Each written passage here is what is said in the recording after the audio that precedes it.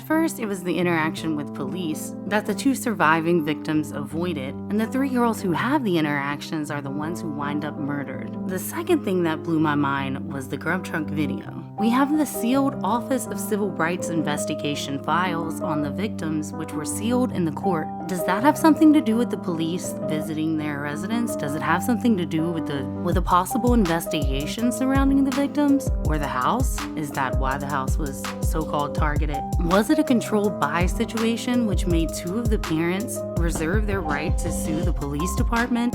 Dad, what did you say to Adam? I told Adam everything.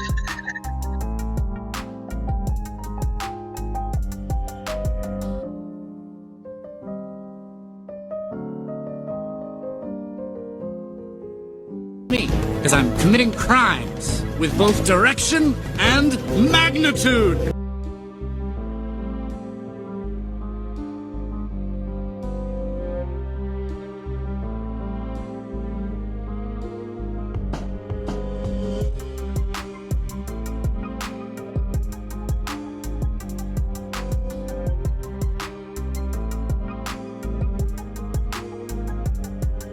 I've never been this close to any sort of other crime scene before, I guess, other than like a drug bust, like walking by a house and seeing cops with like a drug bust, but that's the closest I've ever been to a crime scene. So especially one of this magnitude where I could throw a baseball from my front door to the house. The police department, any affiliated investigators, and the school. Did Kaylee come back that weekend to exchange goods or services? We're gonna get into that old debate again, drugs or no. Content warning. The following video contains references to drug use, true crime, and scenes or discussions of violence. Viewer discretion is advised. The no-no topic. I think so. In terms of police investigations, which we've time and time again discussed, the term Adam is not a person, but a reference to the phonetic alphabet. You could say A for Adam, B is for boy. In LAPD terms, Adam was used as a prefix to denote a two-officer patrol unit. For example, 1 Adam 12 refers to a two-officer patrol car from Division 1. The number 12 doesn't have a specific meaning, and it's mostly used to differentiate different patrol units. This term was popularized by the 1960s TV show Adam 12, and it's a popularized LAPD code. You'll find lots of questions online, why do cops say Adam so much? Not saying that this is the Adam that they were referring to, but the whole "what'd you tell Adam? I told Adam everything" has been intriguing to anyone, no matter which theorized group you belong to. And of course, I couldn't go without mentioning this particular term. Notably, one of my commenters recently mentioned this. Throw yourself a shout out in the comments because you had your thinking cap on, because I think it's interesting, and it'd be weird for me to have this whole Cops and Ops series without mentioning it. It's also probably a popularized name in religious towns and what have you, so who knows. But I always thought it was just too insane that that would be what she was saying on a random clip that got leaked. Very weird, and how nefarious sounding. Maybe it would be nothing if they didn't go home, or allegedly went home for the last time. Speaking of terms, I want to talk about some things that have been popularized and the myths about drug hits that continue on.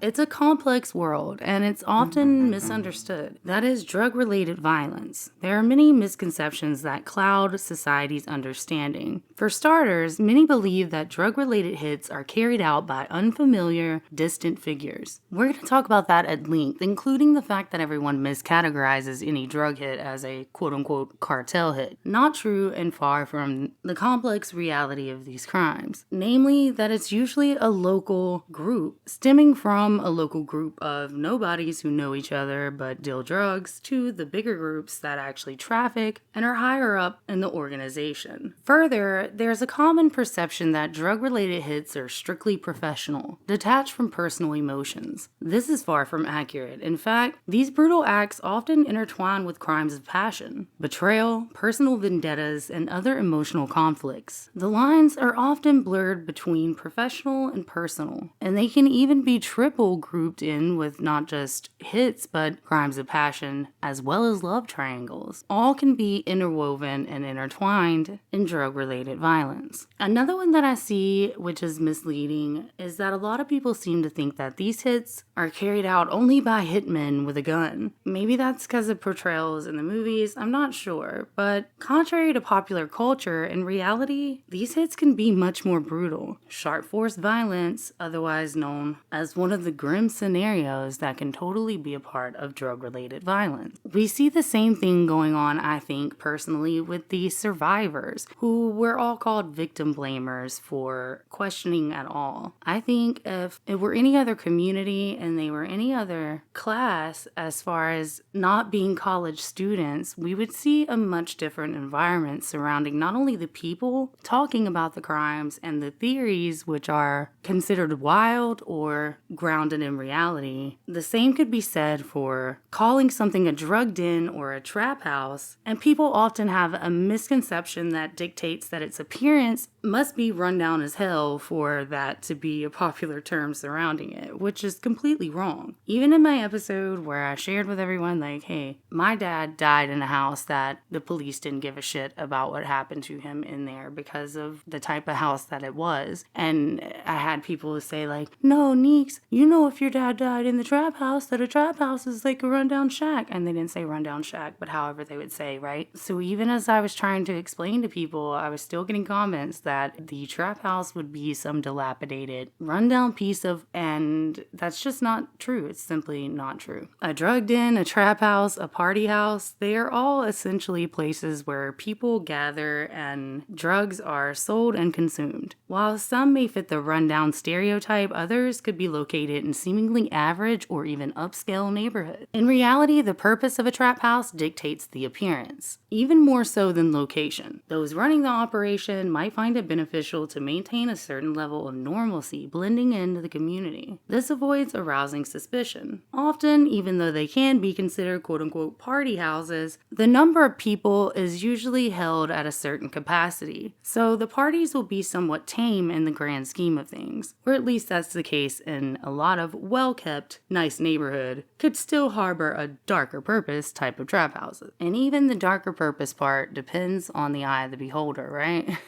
It may be the light of someone else's night, in their view anyway. I mean, just kidding, what? Terms theme, the term cartel being used when related to the Idaho 4 is, in my opinion, incorrect, and it's blowing the drug-related homicide theory out of proportion. So while cartels undoubtedly are involved in violent activities and even homicides, these typically occur in the context of territorial disputes and fights for control over trafficking routes and trafficking areas, but they mainly occur in a cartel's home country. The majority of drug-related crimes in the US, drug use, selling, possession, are more or less linked to the local groups, and sometimes not even groups, but independent operators rather than international drug cartels. Moreover, a lot of people blame the cartels for America's drug problem, and drugs trafficked by cartels, of course, do end up in American streets. But the main point is that they wind up there through a lot of local intermediaries. So yeah, in the grand scheme of things, cartels do play a role in the international drug trade, but it's an oversimplification to directly link them to all drug-related crime in the US. I get it, I know that the feds love to do this, but hello, they also call the Aryan or white supremacy groups that sell and operate prison gangs, because according to them, they have arrested these groups. And we see that the same can't be said for Sinaloa cartel. The leader of Sinaloa and his sons are in jail, but they don't call the Sinaloa cartel a prison cartel. They don't do any of that for any blood, Crip, whatever related group that they have for other organized criminal groups. But as long as it's for white supremacy, right, they're a prison gang. So that was my really long way of saying it's all about politics and the way that they distribute this information. And I think a lot of it sometimes boils down to the wrong ideas that Hollywood puts in people's heads. Not just about drug-related activity, but also about court in general.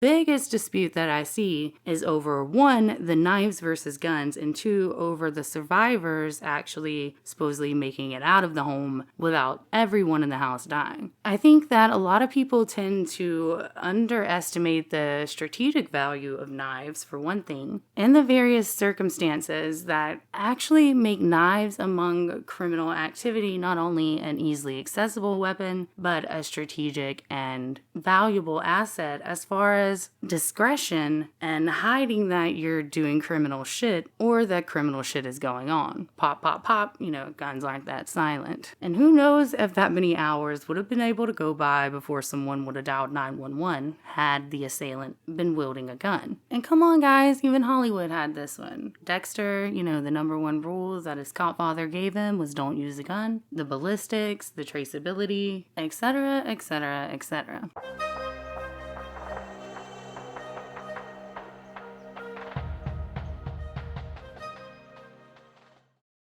Targeted, it was not targeted. We don't know if it was the residents or the victims that was targeted. Okay, well, obviously something's up with this residence. We see the police backing it up, which raises the question, do the police own the house? Were they responsible for the lease? Was it one of the victims? Who had the lease in their name? And how come the families have never been able to go out and enter? Who even knows if they want to enter? But I think that a lot of parents would, and it's just a strange situation altogether. Obviously, something is weird about this house. Now, speaking of that, since we don't know what was going on with the house, we really don't know what would be going on as far as a drug hit and there being 2 survivors. But again, it is simplifying a drug hit to state that everyone would have been murdered had it been drug related, which makes no sense at all. I need you to think about the following scenarios. As I've pointed out before, the police can actually rent a house, have their CI rent a house, have their undercover rent a house, and actually run an operation out of a house. Any regular old house that has a lease available for them to rent. There have been situations where people live with their CIs. There have been situations where people live with undercovers. So to state that everyone would have been murdered is to simplify any of those scenarios. It's also to simplify that you could find out you've been betrayed by your own roommates. Now, in a murder scenario, would you be murdered if you were the one who blew the whistle? Therefore, making someone aware of something that they weren't previously, which could have resulted in a homicide or multiple homicides. In that hypothetical scenario, you could see that there would be and can be and are situations where there are survivors and they're not all murdered, but it can still be a drug-related incident. It doesn't make sense to me that it would be something that's not related to some type of operation surrounding the police whenever you consider the lawsuits, and then you consider the school is named in that lawsuit, and then you consider how many times the police kept asking for help and noting that they weren't worried about the situations or activities, only on the homicides over and over and over again. We also see somewhat of a silent situation as far as the friends of any of the victims speaking out. We've also thus far seen silence about the party that Kaylee allegedly came back to the house. Allegedly she was moving out already or had decided not to stay there and had only went back for the weekend. Now I must point out that Kaylee, coming from Wraith-Drum, was coming from Kootenai County, Idaho, Post Falls, and all of the areas that are just as drug infested as the Boise areas. And sorry to reiterate, but as it's been pointed out by drug investigators for the Idaho and Oregon area, Arizona and Washington are a part of the multi-state groups and even a part of the international drug-related crime in the area. And here we have a house filled with members who are driving home and back and forth from Boise, Kootenai County, i.e. Wraith-Drum, from Arizona, one of the entry points into the country for transnational crime, who was dating someone from Conway, Washington, which is close to the Canadian border. Not to mention that Post Falls itself is not very far from the Canadian border either. You can also see that it's pretty damn close to Spokane. Now, for anyone who doesn't know, this means that whenever traffickers get the drugs from Spokane or larger areas, the further away that they are trafficked, the more the price will get jacked up. So I can imagine that in Moscow, drugs are much higher than they are in Spokane. You can do the math for why that may create a dealer or two when you're broke in college, high school, whatever. Not to mention those that are just grown as fuck and,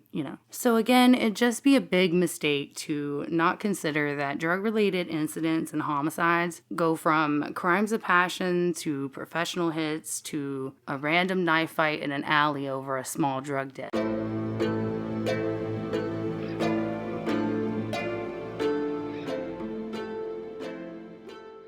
Another part that simply must become a part of the Cops and Ops series is all of the hoopla that's been discussed about the same cars that you see at the grub truck. Of course, there are cars circling at the grub truck because many of them are the surveillance team, many of them are the communications team, etc., etc. There's a lot of shit going down at the grub truck. Not to mention that fleets of vehicles are involved in organized operations and oftentimes unmarked vehicles too. So that is to say that Idaho State Police will have a certain number of fleet vehicles that they have, and tons of their agents will drive vehicles similar or identical. So I think that is the reason for a lot of the cloned cars and trucks that we're seeing around the Idaho 4 crimes. So it doesn't mean that those vehicles aren't interesting. I'm just saying police fleets and investigative fleets play a vital role in covert investigations, and therefore, of course, a part of crimes.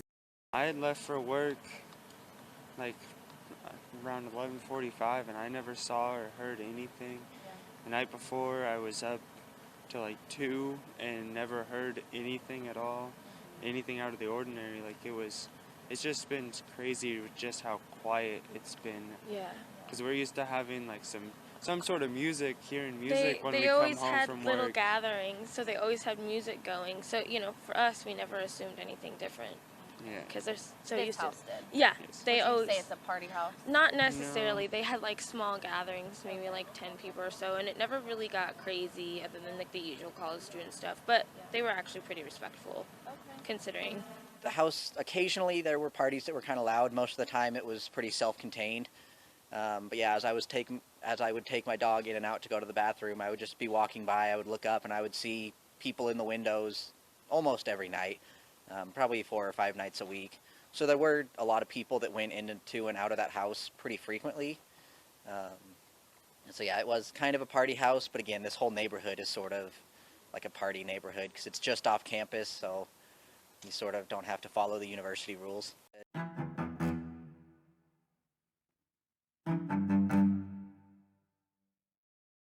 Another notable that I think belongs in my Cops and Ops series is the stalking incident of Kaylee. Okay, so at first police are putting out over and over again in the police reports that they've not found anything to actually back up these statements that Kaylee possibly had a stalker. Who knows who actually said this? Her family never seemed that interested in it. We know that some dude at the vape shop said that the girls were discussing it whenever Kaylee was there to purchase vape from them. So this could be either one of two things. One, either Kaylee could have been working with police and someone noticed that she always tends to have backup, or someone around, quote unquote, stalking her, right? Surveilling her. So there's also the possibility that those payments that were going to Kaylee from the roommates could have been because, as I said, Kaylee could have been the girl to hit up for goods and services. That doesn't mean anything bad, and people shouldn't feel like she deserved it any more than when they thought she was as pure as the driven or undriven. Yeah, the undriven snow. Whatever. You know what I mean. And I really hate that we're living in a world where I have to throw in this disclaimer, but just so no one gets the wrong idea, she didn't deserve to die. Okay, so moral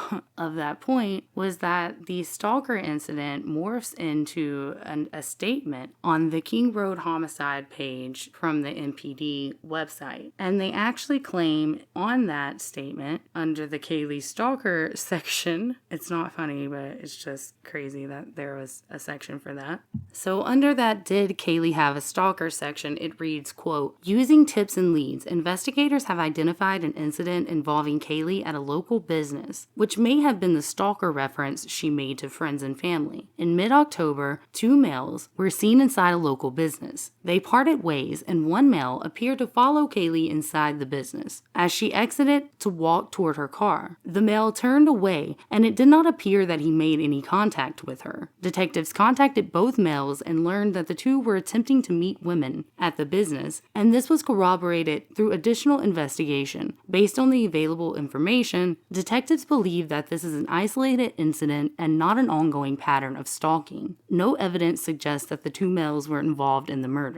Investigators continue looking into information about Kaylee having a stalker. Information about a potential stalker or unusual occurrences should go through the tip line, unquote. Okay, so assuming that this was like another controlled buy, the two males were observed entering a business separately, with one of them appearing to follow Kaylee. The observed behavior where two individuals separate, with one acting as a potential distraction while the other follows a target. Yeah, it sounds kind of similar to the tactics used in a controlled buy. In a typical controlled buy, one person would engage the suspect, this could be Kaylee in this situation, while the other observes from a distance, ready to intervene if necessary. The act of one male following Kaylee inside and outside the business resembles surveillance and those aspects often found in controlled buy operations, and/or insert undercover operations where they surveil any target. Now, a question that I would raise here is how in the hell, months into the investigation, did we even get this update? And what were police searching that made them find a random surveillance video from mid-October, which included Kaylee and two men who later were questioned by MPD? That's weird to me. That's weird as hell to me, actually. But who cares what's weird to me? Oh, this is my series? Oh, damn. Okay, I guess I'm supposed to put what I find weird here.